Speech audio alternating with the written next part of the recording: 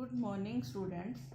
आज हम कक्षा 9वीं की कविता कैदी और कोकिला पढ़ेंगे जो माखनलाल चतुर्वेदी द्वारा रचित है।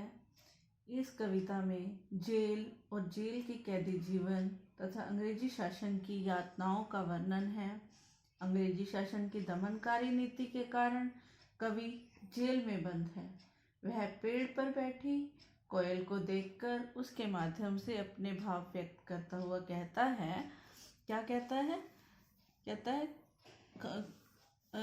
कोयल को कि कोयल चीख रही है, तो वो कोयल को संबोधित करते हुए कहता है, क्या गाती हो, क्यों रह रह जाती हो? अरे कोयल, तुम क्या गा रही हो? और ऐसा लग रहा है कि तुम कुछ कहते कहते रुक जाती हो। हे कोयल, बताओ तो सही। हे कोयल, बोलो तो सही। हे कोयल, बताओ तो सही, क्या लाती हो? संदेशा किसका है? कोयल, बोलो तो।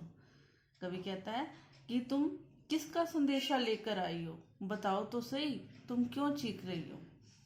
ऊंची काली दीवारों के घेरे में, डाकू चोरों बटमारों के डेरे में। कहते कि मैं तो यहाँ पर ऊंची काली और दीवारों के घेरे में बंद हूँ, और यहाँ पर ये जेल जो है वो किसके लिए होती है? डाकू, चोर और बटमार होते हैं जेब कतरों के साथ रह रहा हूँ। और यहाँ पर ऐसा कैसा है? जीने को देते नहीं पेट भर खाना। ये जो है अंग्रेजी शासन सरकार जो है वो हमें जीने इतना भी खाना नहीं देती कि हम जी पाए अच्छे से। पेट भर खाना भी नहीं देते, मरने भी नहीं देते, तड़प रह जाना, वो तड़पते हुए छोड़ दिया है उन्होंने हमें, मरने भी नहीं देते। जीवन पर अब दिन रात कड़ा पहरा है। अब ऐसा लग रहा है कि हमारे जीवन पहरेदारों की नज़रों में जकड़ा हुआ है। दिन और रात हम कभी भी स्वतंत्र नहीं हैं।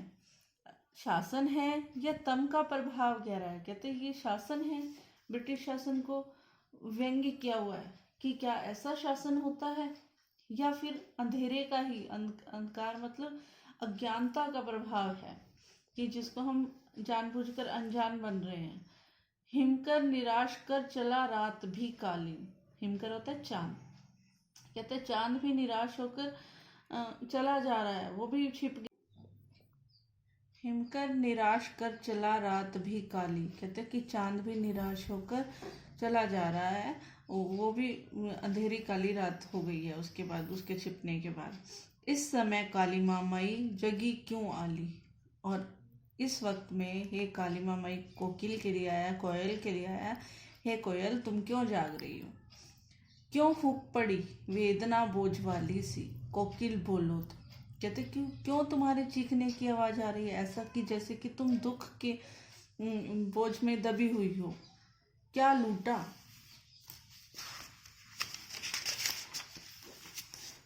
मृदुल वैभव की रखवाली से?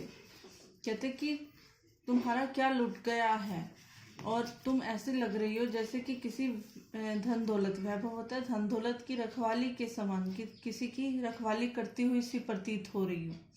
हे कोयल, बताओ तो सही, क्या लूट गया है जिसकी तुम रखवाली कर रही हो? किसी ने वो लूट लिया है, इसलिए तुम चीख रही हो।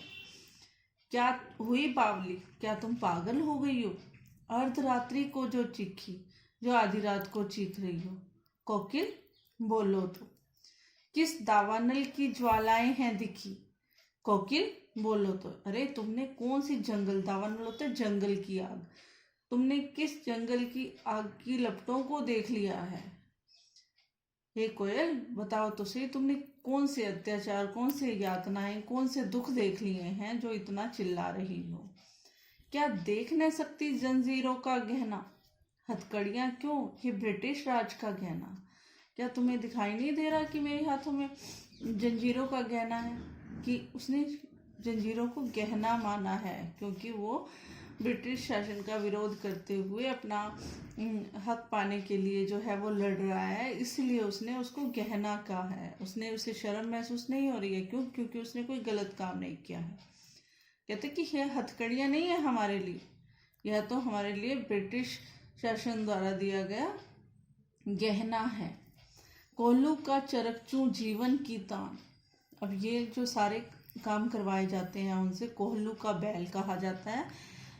कोल्हू के बैल की तरह बहुत परिश्रम करने वाला कहा जाता है। तो कहते कि वो तो हमारे जीवन की तान है, जीवन की सुर है। जो ये कोल्हू का चरक, चूंकि उसकी आवाज आती है कोल्हू के चलने के बाद, जैसी गिट्टी पर उंगलियों ने लिखे गान, और उंगलियां जो हैं वो गीत लिखती हुई प्रतीत होती हैं कि हमारी उस पर जो है उंगलियों ने गीत लिख रखे हैं। है मोट खींचता लगा पेट पर जुआ। मोट खींचना भी ये उससे जो है एक मेहनत का काम है जो करवाया जा रहा होता है, जो खेतों में लोग काम करते हैं।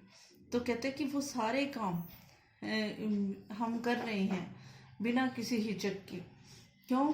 और ये सारे काम करके क्या हो रहा है? खाली करता हूँ ब्रिटिश अकड़ का कुआं।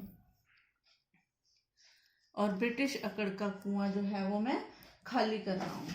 कुआं से पानी निकालने के लिए, मोट खींचने के लिए जो है वो पेट पर कुछ रस्सी टाइप से बांधा जाता है। कहते इतने मुश्किल काम जो है वो हम कर रहे हैं। इससे क्या हो रहा है कि मैं ब्रिटिश शासन की अकड़ को खाली कर रहा हूँ, कम कर रहा हूँ, कमज़ोर कर रहा हूँ। दिन में करुणा क्यों जगे रुलाने वाली, इसलिए रात में गजब ढा रही आली। हे तुम जो है दिन में सबके मन में अपने प्रति दया का भाव जगाना नहीं चाहती हो, इसलिए तुम रात में ही गजब ढा रही हो। मतलब कि रात को ही अपनी बात को दूसरों को सुनाने का प्रयास कर रही हो। बच्चों, इस पार्ट में हम इतने ही पढ़ेंगे, बाकी कविता जो है वो नेक्स्ट पार्ट में पढ़ेंगे। धन्यवाद।